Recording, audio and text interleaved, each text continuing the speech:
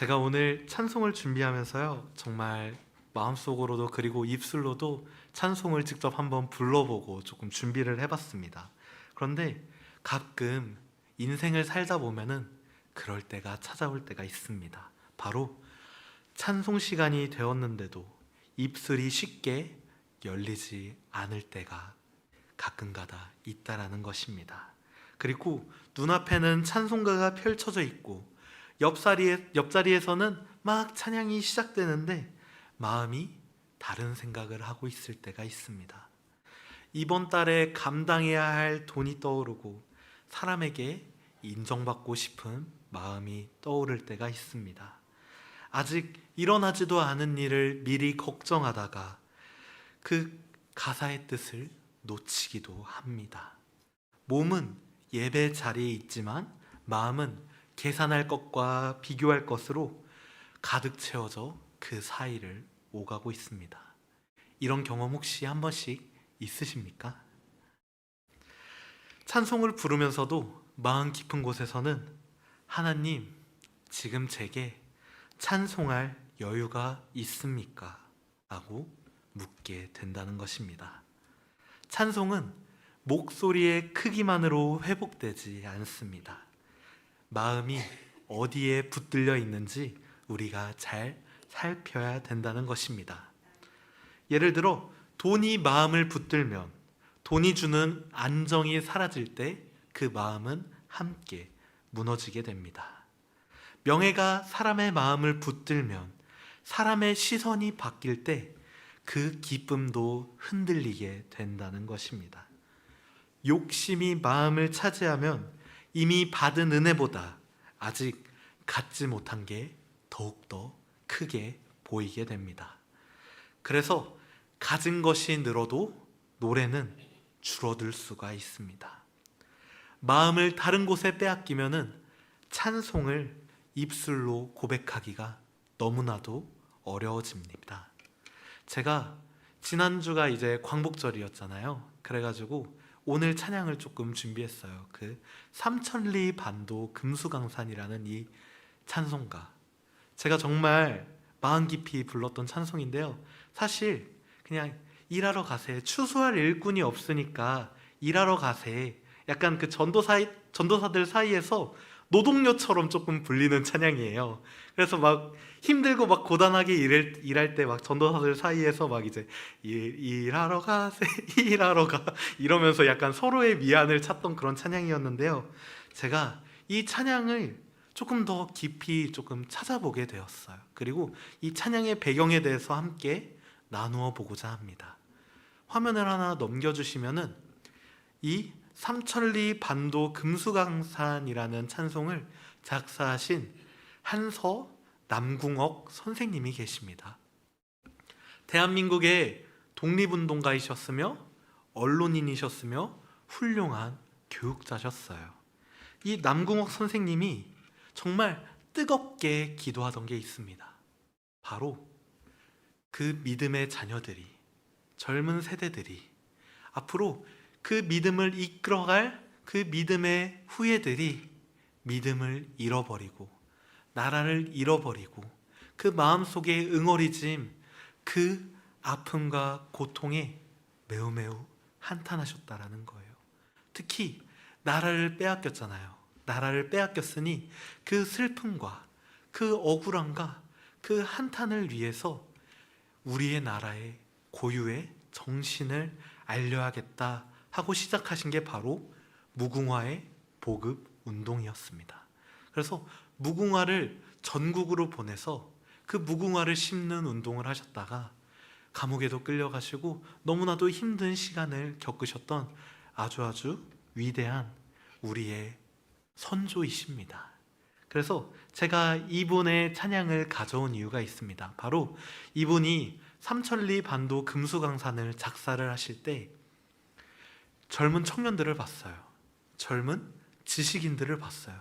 그런데 나라를 빼앗긴 그 젊은 청년과 지식인들은 배웠잖아요.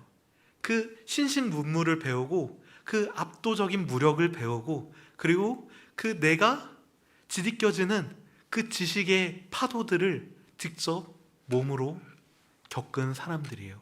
그 젊은 지식인들, 젊은 청년들이 그러한 현실 앞에서 무엇을 가장 먼저 하셨는지 아십니까 혹시? 바로 자신의 인생을 한탄하기 시작했어요. 아, 내가 이 거대한 파도 앞에서는 내가 아무것도 바꿀 수가 없구나. 내 힘으로 내 나라를 되찾을 수가 없구나. 그러니 청년들이 어떻게 됩니까? 일을 안 하기 시작합니다. 일을 안 하고 한탄에 빠져서 자기들끼리 모여가지고 술을 먹습니다. 술을 먹고 자기들끼리 모여서 신세 한탄을 하면서 그 아까운 젊음의 세월을 보냈다라는 거예요. 그리고 남궁옥 선생님이 가장 슬퍼하셨던 것은 그 청년들의 입에서 노랫소리가 나오지 않았다라는 것입니다. 왜냐하면 우리의 글도 빼앗겼죠. 우리의 말도 빼앗겼습니다. 그리고 우리의 이름까지도, 내 이름까지도 빼앗겨서 일본인의 이름으로 창씨 개명을 했었어야 됐던 것입니다.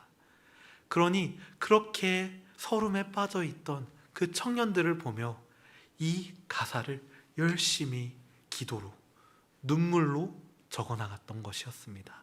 그것이 바로 오늘 함께 불렀던 삼천리 반도 금수강산의 찬양이었습니다. 사실 이 배경을 알고 나서 보니까 제 동기 전도사님들이랑 막 장난식으로 불렀잖아요. 막 이렇게 학교 공부하면서 어디 막 끌려가면서 막 교육 들어갈 때 일하러 가세 막 이렇게 불렀던 제 자신이 조금 죄송스러워지더라고요.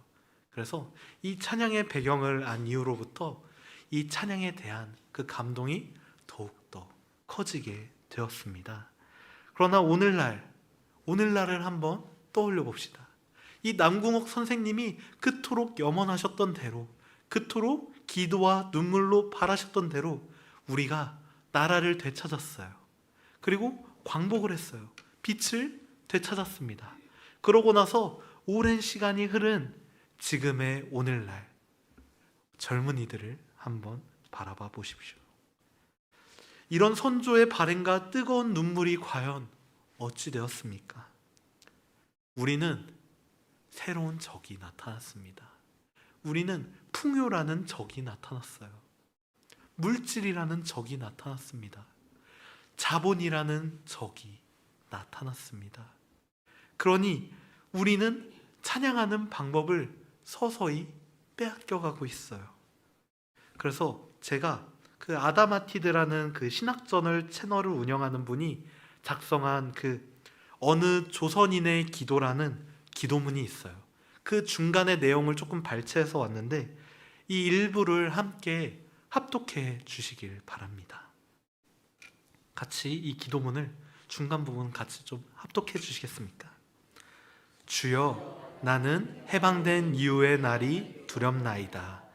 우리가 그토록 바라던 자유를 얻은 뒤 그 자유의 무게를 후손들이 잊어버릴까 두렵나이다. 우리는 자유가 없으므로 자유를 사모하오나 언젠가 우리의 후손들은 자유가 너무나도 당연하여 그 뜻조차 묻지 아니할까 두렵나이다. 우리는 말할 수 없으므로 한마디 말에 귀함을 아오나 언젠가 우리의 후손들은 무엇이든 말할 수 있게 된 까닭에 도리어 말의 무게를 잊을까 두렵나이다.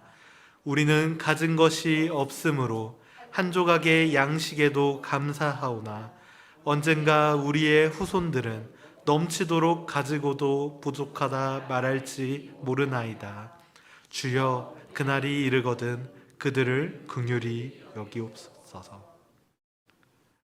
어떠십니까? 우리는 풍족함이라는 적에게 우리의 자유를 빼앗기고 있습니다. 탐욕은 총칼이 없어도 사람들을 종으로 잡습니다.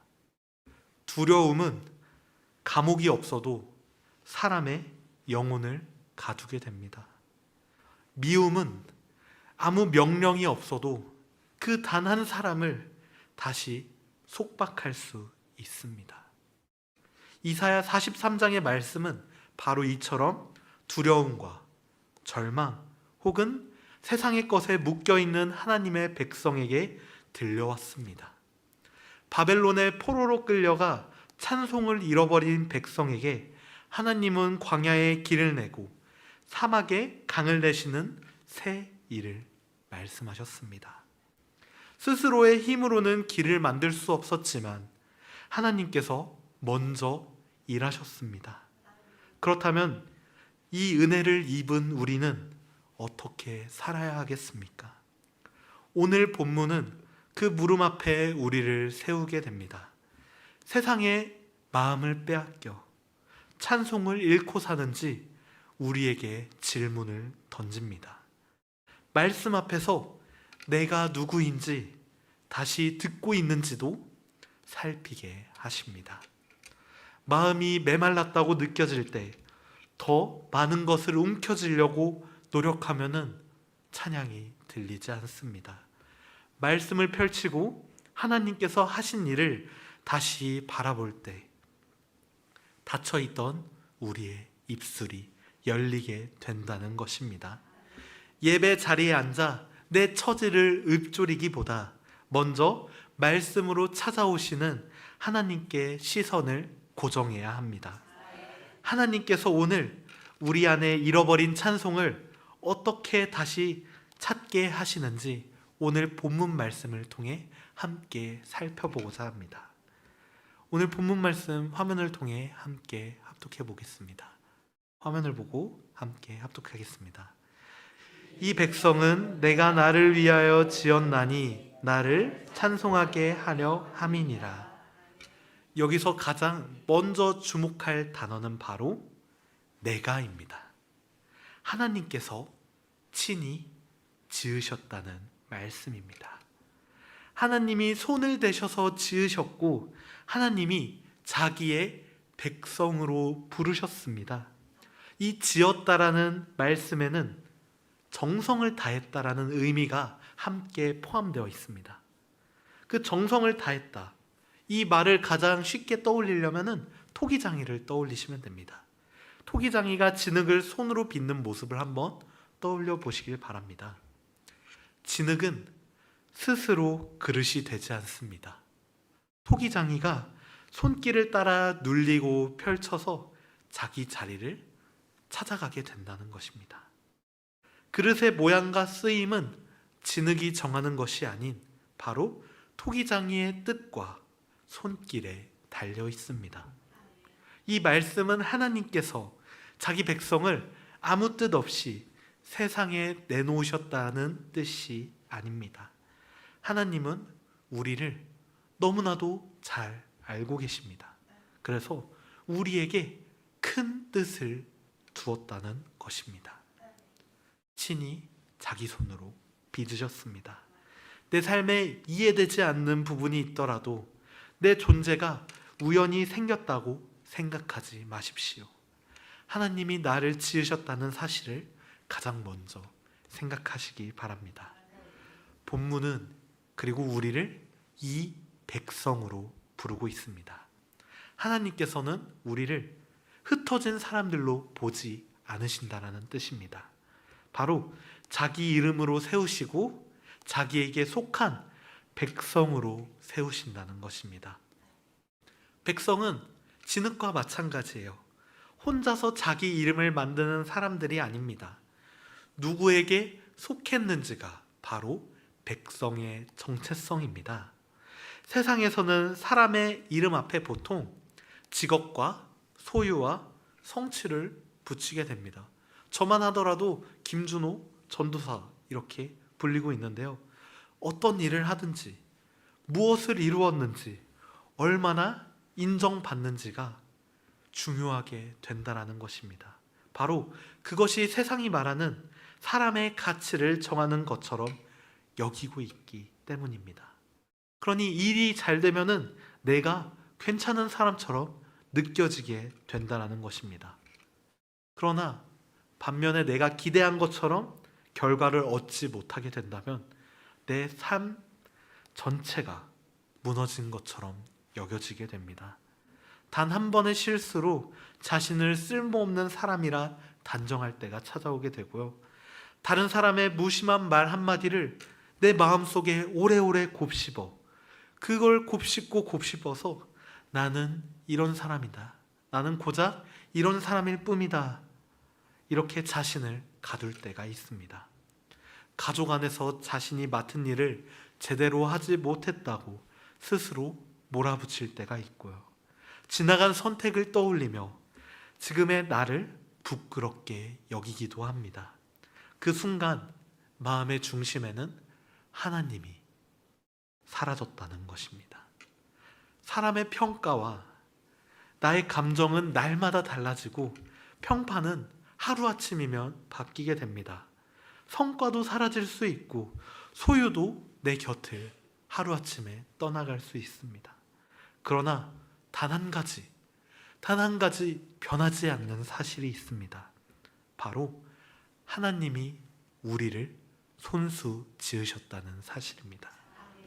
내가 나를 만들었다고 생각하면은 모든 책임을 나 혼자 져야만 됩니다. 내가 나를 증명해야 된다는 것입니다. 내 이름을 높여야 합니다. 남보다 앞서야 비로소 내 마음이 놓이게 됩니다. 그래서 가진 것을 지키느라 애를 쓰고 더 나은 사람이 된 것을 그 증거를 찾느냐 내 마음이 쉬지 못하게 됩니다. 하나님은 이런 우리를 찾아와 먼저 말씀하십니다. 너는 스스로 만들어진 사람이 아니다. 너를 지은 분이 나다라고 하나님께서 말씀하셨습니다. 너가 만든 너의 이름보다, 너가 만들어낸 너 스스로의 성벽보다, 너가 일구어낸 너의 명예보다 내가 너를 부른 너의 이름이 더 중요하다 여기십니다. 이 말씀 앞에 서면 자기 자랑도 자기 비하도 얼마나 보잘것 없어집니까? 자신을 높여야만 살아남는다고 생각하지 않아도 된다라는 것입니다. 그러니 실패한 자신을 벌주며 살아갈 이유도 없다는 것입니다. 하나님이 지으신 백성이라는 자리는 성공한 날에만 허락되는 자리가 아니기 때문입니다. 이 인생을 살다 보면 일이 뜻대로 풀리지 않는 날이 얼마나 많습니까? 몸이 약해진 날도, 사람들의 관계가 어그러진 날도 분명히 찾아오게 됩니다. 그럼에도 불구하고 하나님은 자신의 백성을 결코 버리지 않으십니다. 우리의 가치는 잘한 날에 올라가고 못한 날에 내려가는 점수가 아니라는 것입니다. 우리의 가치는 어디에 근거합니까? 바로 하나님이 지으셨다라는 그 은혜에 근거합니다. 그렇다면 세상의 목소리가 나를 흔들 때 우리는 무엇을 붙들어야만 하겠습니까? 먼저 나를 설명하는 말을 잘 살펴야 합니다. 나는 가진 것이 있어서 괜찮다. 사람들이 인정하는 나는 가치가 있다. 실패하면 나는 끝이다라는 이 생각이 마음속에 자리 잡고 있지는 않은지 내 스스로 한번 들어보셔야 됩니다. 그 말이 나를 휘두르지 못하게 하고 본문으로 돌아와 하나님의 말씀을 붙들어야 되기 때문에 우리는 우리 스스로를 면밀히 살펴볼 필요가 있습니다. 하나님은 우리에게 이렇게 말씀하셨습니다. 이 백성은 내가 나를 위해서 지었나니 하나님이 나를 지으셨습니다. 하나님께서 자기 백성으로 부르셨습니다. 다만 이 모든 일이 내 가치를 증명하려는 몸부림이 되지 않게 하려는 하나님의 놀라운 은혜라는 것입니다. 누가 알아주지 않아도 하나님 앞에서 정직하게 살 때 우리 마음속에 하나님의 은혜가 충만하게 된다는 것입니다.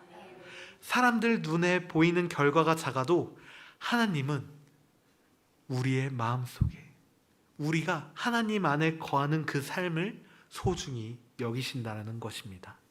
내 안에 욕심이 나의 주인 노릇하게 된다면 정체성이 흐려지게 됩니다.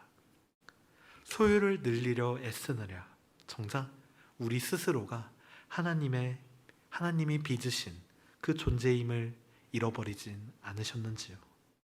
이제는 스스로를 증명하려는 고단한 짐을 내려놓고 하나님께 마음을 돌릴 시간입니다. 이 백성은 내가 지었다 하시는 말씀 위에 다시 서서 하나님의 평안을 누리는 저와 여러분이 되기를 소망합니다. 세상의 평가가 그리고 내가 손에 쥔 결과가 나를 비웃은 하나님의 손길만이 나를 증거한다는 그 믿음 위에 서시길 바랍니다. 그리고 두 번째로 한 번 더 본문 말씀을 읽어보도록 하겠습니다. 이 백성은 내가 나를 위하여 지었나니 나를 찬송하게 하려 함이니라. 이제 오늘의 본문 말씀은 우리를 지으신 목적을 알려주십니다. 하나님께서는 나를 찬송하게 하려 함이니라 라고 말씀하십니다. 여기서 하게 하려 함이라는 표현을 잘 생각해 봐야 합니다. 찬송은 하나님께서 우리 삶에 주신 목적입니다. 하나님은 우리에게 그냥 우리를 세상에 던져놓고 그냥 각자 살 길을 알아서 찾게 하시는 분이 아닙니다. 우리가 하나님을 알고 그분이 한 일을 우리가 높이며 그리고 우리가 기쁨으로 살아가도록 우리를 부르셨습니다.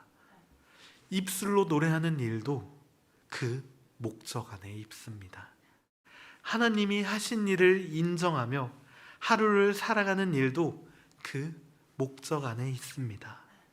찬송은 기분이 좋을 때 흥얼거리는 그러한 나의 그냥 노랫가락이 아니라는 것입니다.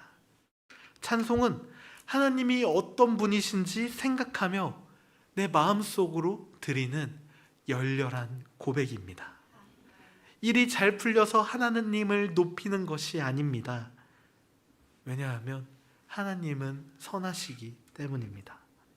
하나님은 그 하나님의 선하심으로 우리를 붙드십니다. 붙드시고 죄와 죽음 가운데서 건지십니다. 그래서 우리는 이것에 감사함으로 주님을 찬송하여야 된다는 것입니다. 우리의 형편은 아침 저녁으로 달라지지만 하나님께서는 변하지 않으십니다. 그래서 찬송은 내 마음의 상태보다 하나님의 성품과 하나님의 하신 일에 근거한다는 것입니다. 사람의 마음은 자꾸 목적을 향해 따라 움직이기 때문입니다. 그 하루 일정을, 그 한 달 일정을, 그 1년의 일정을 적어둔 달력이 혹시 있으십니까? 이걸 열심히 적으신 분들을 보면은 그 달력이 빼곡하게 채워져 있습니다. 그 할 일들이 너무 많아요. 가족을 돌봐야 되고, 그리고 여행도 가야 되고, 그 맡은 일을 해내야 되고, 나에게 주어진 관계를 유지해야 되고, 그 수두룩 빽빽한 일들이 나의 달력을 가득 채우고 있습니다. 우리는 그 달력에 적힌 약속들을 하나하나 지키며 살아갑니다. 무엇을 해야 마음이 놓이는지, 무엇을 얻어야 내가 괜찮은 사람인지, 무엇을 얻어야 내 가족이 평안할지, 무엇을 얻어야 내가 행복할지 하루하루를 고민이 가득한 상태로 살아가게 됩니다. 해야 할 일을 내가 다 끝냈는데도 감사가 남지 않을 때가 있습니다. 더 얻어야 된다라는 그 생각이 나를 사로잡을 때가 있습니다. 이때 하나님을 향한 노래와 하나님을 향한 찬송은 자리를 잃고 자기의 필요만 생각하게 된다는 것입니다. 바쁘게 살아가는 것 자체가 문제는 아닙니다. 그러나 하나님이 주신 일을 감당하면서도 마음의 방향을 잃을 때가 문제라는 것입니다. 본문에서 찬송은 하나님의 성품과 하신 일을 높이는 노래입니다. 하나님이 베푸신 일을 우리가 입술로 말해야 됩니다. 그분의 이름을 우리가 귀하게 여겨야 됩니다. 여러분의 삶으로 그분을 드러내는 고백이 되게 하십시오. 감사할 일이 생길 때만 감사하는 것은 형편에 따라 하나님을 버리게 된다라는 뜻입니다. 말씀을 붙듣는 사람은 형편 너머에 계시는 하나님을 바라본다는 것입니다. 좋은 소식을 들으면 하나님께 감사하고 계획이 어긋난 날에도 하나님이 나를 버리지 않으셨다라는 믿음이 있습니다. 손해를 보더라도 정직을 택하게 됩니다. 내가 상처를 받았더라도 미움을 키우지 않습니다. 아무도 알아주지 않는 자리에서 맡은 일을 성실히 감당합니다. 그것이 하나님과 동행하는 삶입니다. 그때 삶이 하나님을 높이는 찬송이 된다는 것입니다. 내 입술로만 고백하는 찬송이 아닌 내 삶으로 드리는 찬송이 된다는 것입니다. 찬송은 언제 살아나냐면요, 하나님이 하신 일을 기억할 때 살아난다라는 것입니다. 이사야 43장 21절은 백성들에게 억지로 노래하게 시키지 않습니다. 하나님이 자기 백성을 지으시고 목적을 주셨다는 그 사실을 먼저 선포하고 있습니다. 목적을 잃은 사람들은 좋은 것을 많이 얻어도 만족하지 못합니다. 왜냐하면 그 마음이 비어있기 때문입니다.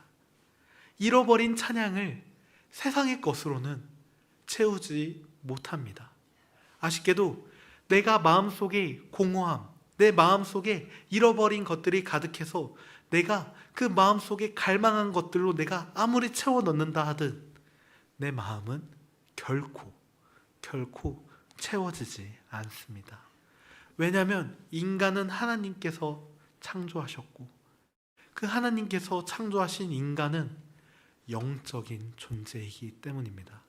세상의 그 어떤 부귀와 권세와 영광도 인간의 그 영혼을 배부르게 먹이지 못하고 그 목마름을 결코 채워주지 못한다는 것입니다. 하나님께서 하신 일을 마음 안에서 다시 만날 때 비로소 우리 안에 다른 생각이 들게 됩니다. 내가 혼자 버틴 것이 아니었구나. 하나님이 여기까지 나를 인도하셨구나. 그 고백이 바로 찬송의 시작입니다. 찬송을 회복하려면 먼저 하나님을 향한 기억을 되살려야 한다는 것입니다. 그래서 한 가지 더 나누어 볼 것은 바로 기억입니다. 우리는 기억을 막 그냥 가볍게 여길 때가 너무나도 많아요. 내가 기억할게. 내가 기억하고 있을게 하면서 하루아침이면 잊어버리고 그 다음 주면 잊어버릴 때가 얼마나 많습니까? 그러나 기억의 배경을 잘 살펴보십시오. 그 기억을 파고 들어가 보면 그 안에 있는 그 사람의 관심이 보이고 그 사람의 관심을 더욱더 파고 들어가게 되면은 그 사람이 무엇을 사모하고 있는지가 보여집니다. 그 사람이 무엇을 사모하고 있는지, 그 사람 마음속에는 무엇이 있는지, 그 사람이 어떤 것에 목적을 두고 살아가는지가 바로 기억이라는 것입니다. 그래서 늘 이런 말을 하고 살잖아요. 우리가 역사를 잊어서는 안 된다. 역사를 기억해야 된다. 역사를 잊은 민족에게는 미래가 없다 라는 이 말들이 있습니다. 즉 우리는 이 기억해야 한다는 것은 우리가 우리 마음속에 어떤 것들을 사모하고 있고 우리가 어떤 것에 관심이 있으며 우리가 어디를 목적지로 나아가고 있는지 잘 살펴보아야 한다는 것입니다. 목적이 없이는 우리는 결코 자유로워질 수 없습니다. 목적이 없이 가는 삶은 사망의 늪으로 빠지게 된다는 것입니다. 결국 두 팔 벌려 우리를 환영하고 있는 것은 죽음밖에 없습니다. 얼마나 공허합니까? 얼마나 슬픕니까? 얼마나 애잔합니까? 우리의 이 모든 길 끝에는 죽음밖에 없다. 내가 사랑하는 사람, 내가 열렬히 사모하는 사람이 있어요. 내가 그 사람을 위해 평생을 바쳐요. 그런데 결국 죽으면 무슨 소용이 있겠습니까? 내가 재물을 벌어요. 내가 내 후에 2대, 3대, 4대 이 내 대대손손 벌어먹고 살 정도의 그 재물을 내 곳간에 가득 채워넣어요. 내가 죽으면 무슨 소용이 있겠습니까? 우리는 이 사망의 권세에서 빠져나와야 된다는 것입니다. 탈출해야 된다는 것입니다. 그러나 세상이 말하는 그 길에는 죽음밖에 없다라는 것입니다. 결국 우리는 우리의 삶의 길을 하나님의 길로 옮겨야 된다는 것입니다. 하나님이 어떤 분이신지, 내 삶에 무엇을 베푸셨는지 우리는 다시 생각하고 기억하여야 합니다. 다시 한번 마음속으로 하나님이 내게 베푼 은혜를 떠올려 보십시오. 잊고 지냈던 감사가 떠오를 수 있습니다. 오래전에 받은 도움이 떠오를 수 있습니다. 무너질 때 붙들어 주신 말씀을 만날 수도 있습니다. 이제 그 기억을 마음에만 두지 말고 한 단계 더 나아가 봅시다. 바로 하나님께 감사를 드리는 것입니다. 가족과 나누는 말에서 불평만 커지고 있다면은 그 하나님이 함께 말하는 자리로 함께 나아갈 수 없다라는 것입니다. 내 일터에서 내 이름을 드러내고 싶을 때에는 하나님께서 맡기신 섬기는 사람의 자리로 나아갈 수 없다라는 것입니다. 내 작은 선택 하나에서도 누구를 높이며 살 것인지가 나타나야 된다는 것입니다. 찬송은 예배당 안에서 시작되어 예배당 밖으로 이어져야 된다는 것입니다.